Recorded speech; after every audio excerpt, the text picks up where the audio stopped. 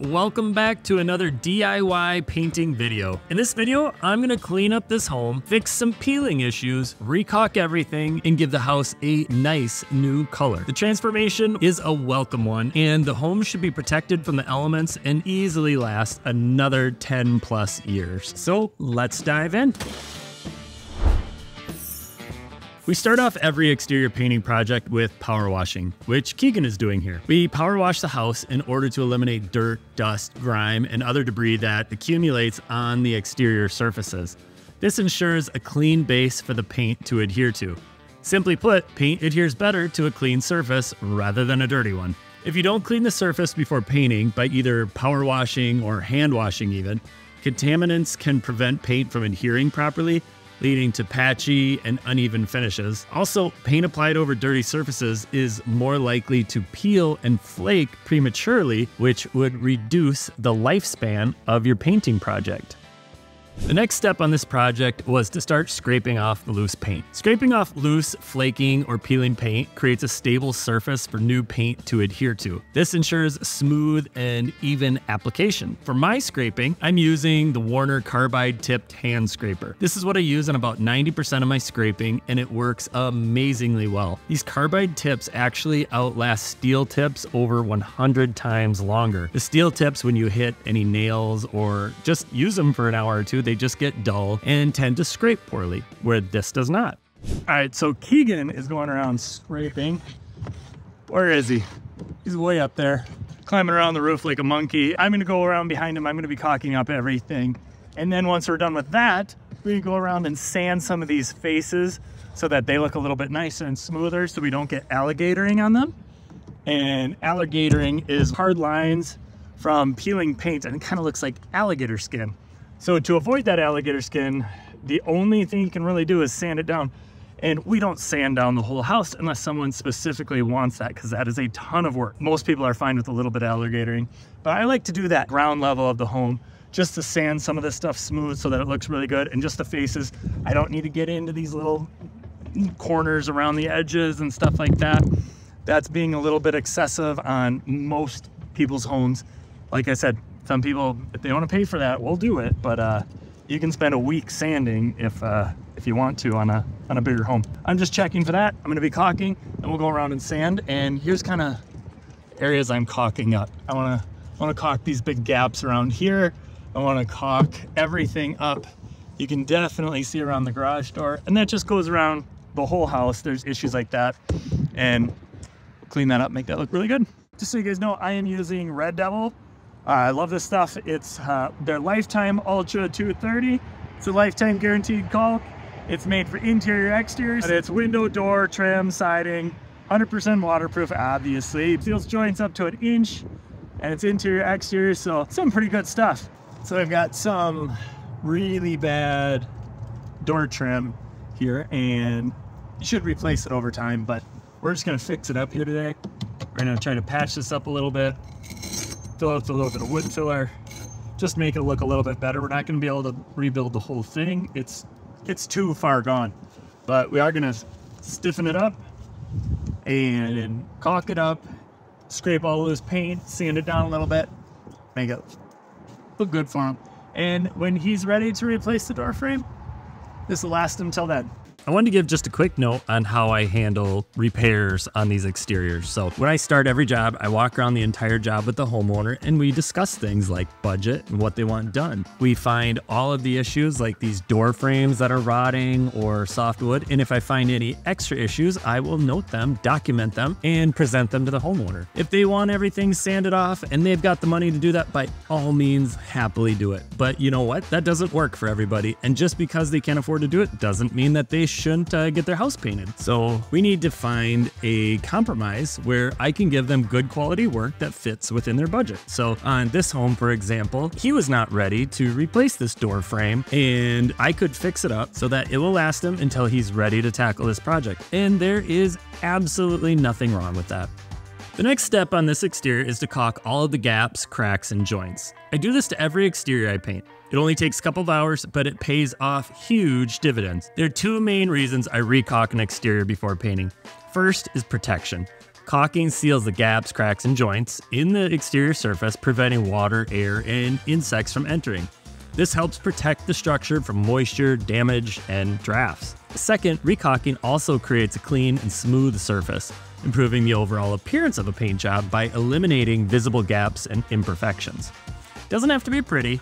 You can simply smooth it out with your fingers, and remember, you're going to paint over it.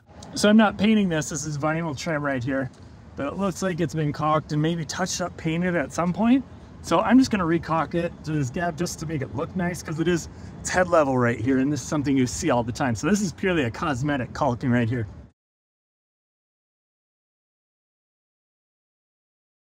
Might end up just painting that white for them too. I think it'll just look nice. Other than that, it's just hairline here. Again, most of this home didn't have really bad areas that needed to be caulked. Most of it was just hairline stuff that was starting to separate and everything. But even a hairline allows moisture to get in. So we want to take care of that so that it doesn't become a bigger problem. There's Keegan cleaning. He's got to leave job site clean, getting all the paint chips that just don't want to sweep up. So we bring the shop back out, make it all look pretty. So there's a whole bunch of caulking here on the front side of the house around the garage door. That garage door really took a beating. I think there's just a little bit left here, and then I'm done caulking for the day. Got Keegan putting on the peel bond triple coat on everywhere that the house is peeling. This stuff is just a kind of a semi-transparent glue that keeps peeling areas from peeling in the future. It works absolutely phenomenal. High build binding primer. Stops your peeling areas from peeling in the future. We've used it for years and it works wonderful. Now that the pressure washing, the scraping, the caulking, and the peel bond are all done, it's time to start prepping the house so we can get ready for paint. As you can see here, I like to use my 3M hand masker. It's just a very easy way to quickly apply plastic to windows and stuff like this. We're changing color. There's not a good way to cut that in and make it look good. I'd like to get a nice sharp tape line right in through here and everything, but this is so sloppy up on here that I think the best thing to do is get a new sharp tape line right on the edge of the window. So try to keep it the other way down on ground level, but I think up here that's gonna be the best look. And now it's time for my favorite part of the paint job. It's time to start putting some paint on the house. I started on the front of the house where I decided I would paint these small sections with a brush and roller rather than a sprayer. On small areas like this, I often choose to paint by hand as it's a bit more controlled and not that much slower for such a small area.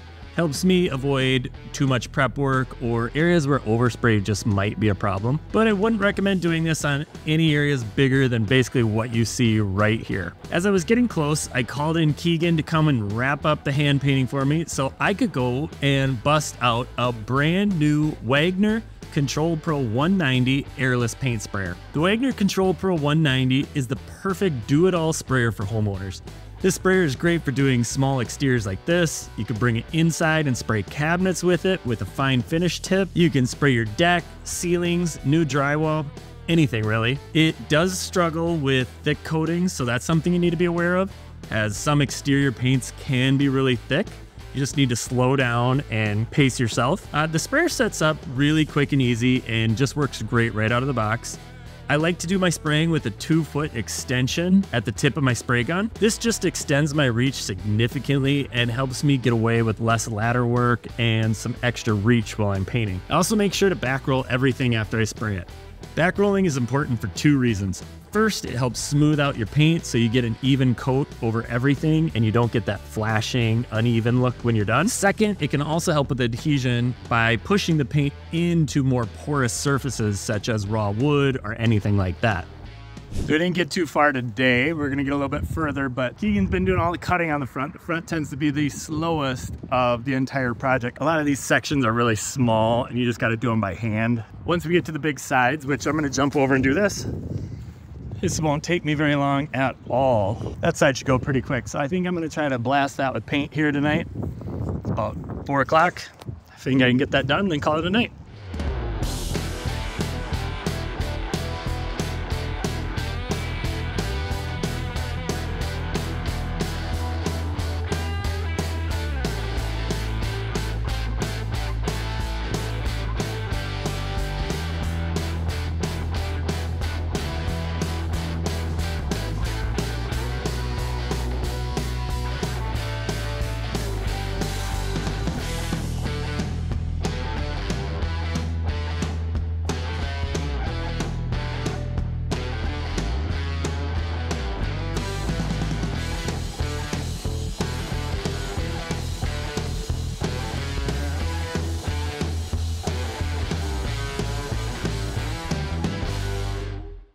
At the end of every day, I make sure to clean up my sprayers, put my rollers into their roller covers to save them for the next day, and clean out my paintbrushes. By the way, if you have never tried these roller covers, these things are amazing. I use them on every job I do, interior and exterior. Whenever a roller isn't in use, I drop it in a roller cover, whether it's 10 minutes, an hour, overnight, or even a couple of days. It keeps the roller wet and ready to go right when I need it again. Here, I've got my favorite cleaning tool, my Warner 3-in-1 stripping brush. This brush has a plastic scraper, plastic bristles, and wire bristles, which make it great for cleaning pumps, tips, buckets, brushes, and basically all of my painting tools. Now it's on to the start of day 2.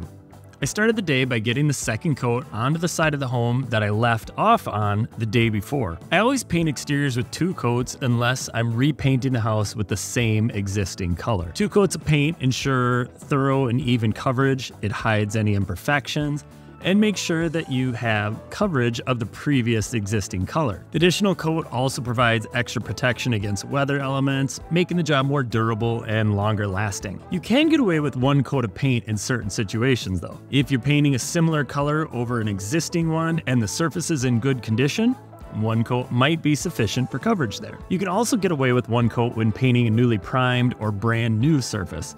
1 coat might be enough, especially if the primer was tinted to match the top coat. If you're planning on only using 1 coat, just make sure to use a high quality paint and you should be okay. I did want to say that woman was my wife and she just came out to take some photos for our e-commerce store. If you want to check out our e-commerce store, check out DIYpaintingsupply.com and find the absolute best painting supplies for your DIY painting project.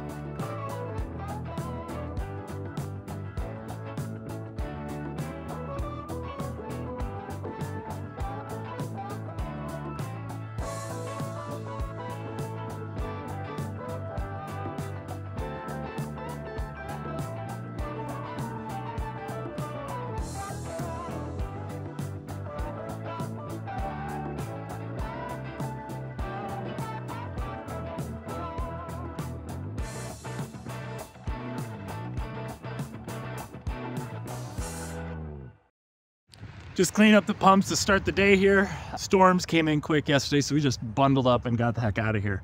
But I'm just cleaning up my sprayer and tips and everything because you can see that they get a little caked by the end of the day. When you're spraying exteriors all day, it just dries on you and there's not a whole lot you can do about it. But I just got my rags, my PFC Pros, and getting ready to paint. What I like about the gun that comes with the 190 is you get this little filter from Wagner.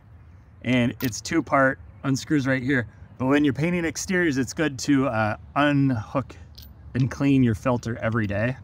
Personally, I think so. So that just goes right in here, nice and snug. These guys go together. So then we tighten this guy up here.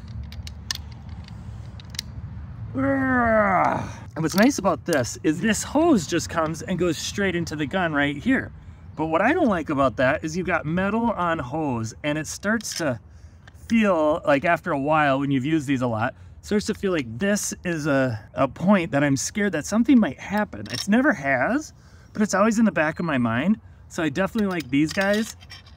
It goes right through here. It just prevents a lot of clogging in the tip, but it just feels like this is gonna extend the life of my hose significantly. I just realized I am all out of paint strainers. And when you're using exterior paint, definitely want to use a paint strainer. We do have this guy right here, keeps it from going in, but eventually this can get all clogged up and then your pump's gonna have issues pulling enough paint and keeping up with you. And exterior paint's already very thick. It can be hard for some of these smaller end sprayers to suck up and keep the pressure going, but these are DIY sprayers and they're cheap. So something you deal with. So you wanna make sure that this stays nice and clean and keep your paint very strained. I strain my paint even with an expensive sprayer. I'm gonna go get a paint strainer at the paint store and be right back.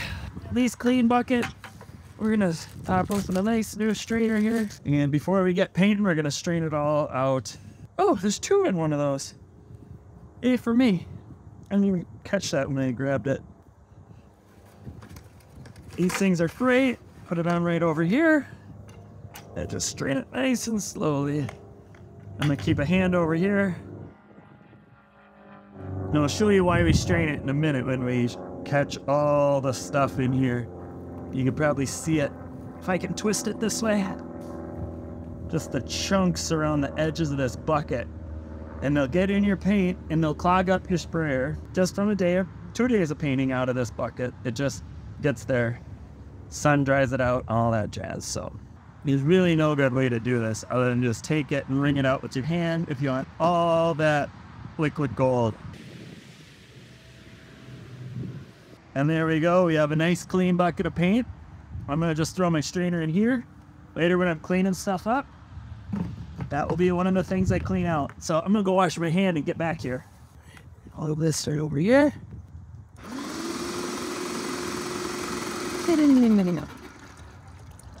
Go.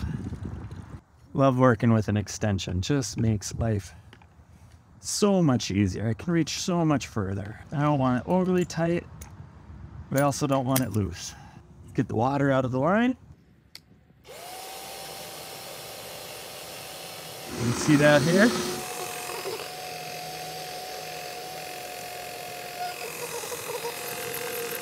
Wait till we get some air bubbles in there. We've got paint, so let's go and get painting today. The spray tip in. Always be careful, you don't want to inject paint in your hand. That's bad news. There we go. I did want to point out quickly that you see my sprayer has changed, and I have a few of these sprayers so I can try them out. And I was using Valspar Duramax for the exterior paint, and it's an incredibly thick exterior paint. These small little sprayers do struggle with it a little bit. So I used the 190 and it was doing fine. And I also wanted to see if the 170 could handle this paint. It does handle the paint, I will tell you that, but it struggles a little bit. You have to wait for it to catch up every now and then, which is not that big of a deal. If you wanted to thin it down just a little bit, that would probably do great. You don't typically thin down exterior paint, but if this is the sprayer you have and you're using something like Valspar Duramax, which is abnormally thick, that might be something that you just have to do. The other thing, you might just have to stop every 5-10 seconds, give your pump a second to catch up. That's what I experienced with the 170, which is a sprayer I do love and I still recommend, but it will struggle a little bit on thick paint. The 190 did a little bit better, but still struggled a little bit. The only sprayers that aren't going to struggle with something this thick are your professional grade sprayers that cost well into the thousands of dollars.